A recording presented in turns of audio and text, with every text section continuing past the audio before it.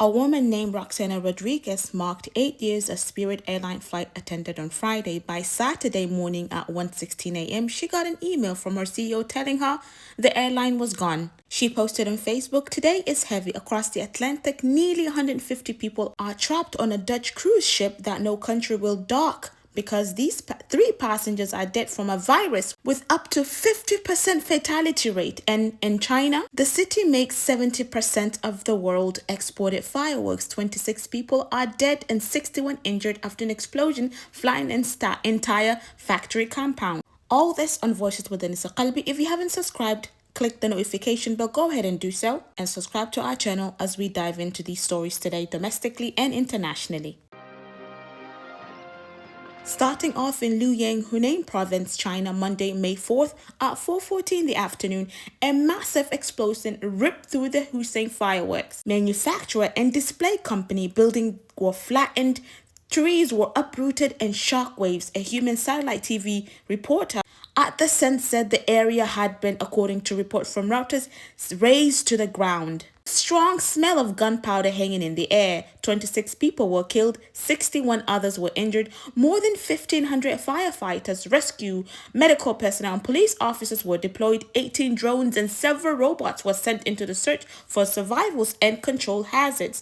The surrounding area, a radius of nearly 2 miles, was evacuated because two warehouses full of highly combustible black powder were still on site, with the risk of further explosions. Now, Luoyang is not just any city, it is the fireworks capital of the world. According to data from Observatories of Economic Complexity, Luoyang fireworks industry is worth 50 billion yangs. The city alone accounts for 60% of China's domestic fireworks market and 70% of these Chinese fireworks exports. So China exports about $1.14 billion worth of fireworks annually. That is more than 2/3 of the global sales. The firework in your city next celebrations almost certainly came from Luoyang. Now, the Chinese president personally issued instructions calling for, according to reports from Reuters, all-out efforts to find those who are still missing, speedy investigation to determine the cause, and strict accountability for those responsible. Now, all the manufacturers near the site has been halted. This is not China's firework disaster. This is not the first time, actually. Back in June of 2025, a separate explosion at another Hunan fireworks factory killed 9 people and injured 26. So the industry scale and the density of its operations have made it persistent safety risk. And while China was processing that disaster in the Middle East of the Atlantic Ocean, nearly 150 people were waking up to a very different kind of crisis.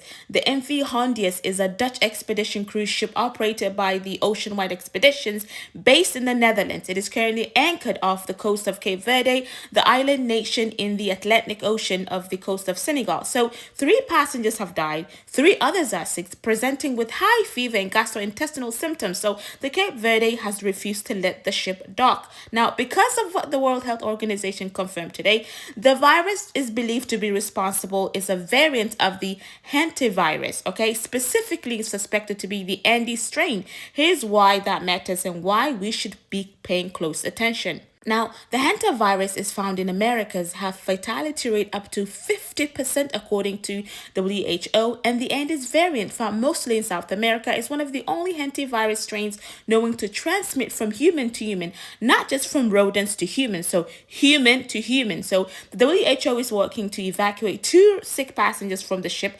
Once they are evacuated, the ship will travel to a Canary Island where Spanish authorities will conduct a full epidemiological investigation and complete the disinfection of the vessel. So again, nearly 150 people stranded. No port will take them. The virus with 50% fatality rate in the middle of the Atlantic Ocean. The story is still developing. Now, before we go into the domestic side, please be sure to hit right now subscribe button if you already haven't. Like this video, share with others. These stories disappear without your help, so make sure you're keeping it visible. Back to it now. Saturday, May 2nd at 1:16 in the morning, Spirit Airline CEO Dave Davis sent an email to employees. The airline was done after 34 years, the first major U.S. airline to collapse in 25 years. By 7 a.m., passengers were arriving at airports across the country to find that the Spirit bright yellow planes grounded and flights are cancelled. A woman named Alexandra Marino arrived at LaGuardia on Mother's Day trip to Florida. She told CNN, "I just got here and people are standing here said there is no flight. Spirits are out of business." She didn't check her email, so she found out at the departure gate. Now, in his statement, the Spirit Airline CEO was direct about what killed the airline. He cited the Iran war sudden and sustained rise in the fuel prices as the fuel was basically the final blow. Spirit had already, filed bankruptcy twice. It had restructured. Sorry. The plan was to emerge, and then the Strait of Hormuz closed. Fuel guys, surged, and the math just was not mathing anymore, guys. Trump personally pushed for $500 million government bailout that would have given the federal government control of the airline shares. A key group creditor rejected it on Friday night. Trump told reporters a deal may not be possible, and by Saturday morning, it was over. Now, 60,000 passengers per day for the next month stranded. Every budget traveler could only afford Spirit right now. Now scrambling seats for airlines with higher prices. The Iran war just grounded the most affordable, you can say, airlines in America. And then, second Secret Service shooting, guys. Monday afternoon, May 4th at 3:40 p.m. near the Washington Monument, less than a mile from the White House. Plainclothes Secret Service agents spotted a suspicious individual they believed was carrying a firearm.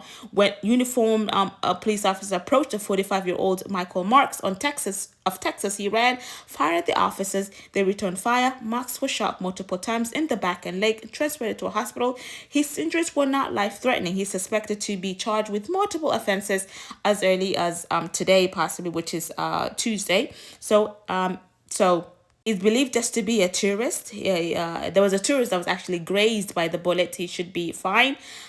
This is the second time in 10 days the Secret Service have opened fire to a armed suspect. So the shooter's motive remains under investigation. His digital footprint is being reviewed.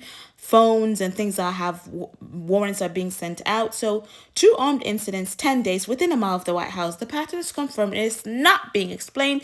And on final note, before we close, the Supreme Court issued a 1-week administrative pause on lower court order that blocked Miss Preston from being mailed. That means the abortion pill can still be sent through mail for at least 1 more week while the court decides its next step. This is not the final ruling. It's a pause.